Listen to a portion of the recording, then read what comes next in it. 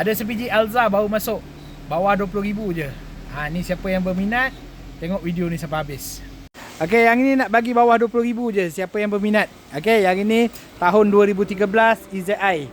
Kereta cantik, tak ada major accident, tak ada banjir langsung. Kalau tengok dia punya condition dia semua masih cantik lagi, cuma belum basuh lah sebab kereta ni baru sampai. Kita akan basuh, kita akan polish balik nanti.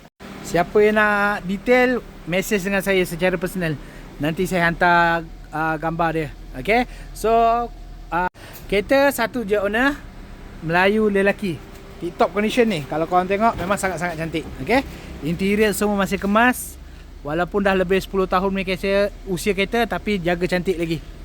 Cuma satu kekurangan dia, third row untuk Alza ni tak berapa besar. Legroom dia agak kecil sikit, sesuai untuk budak-budak atau kanak-kanak yang 12 tahun ke bawah. Okay, bonnet dia agak besar juga. Kalau yang mana meniaga boleh baringkan seat dia ni. Okay, dia boleh baringkan seat dia ni, dapat boot space yang lebih.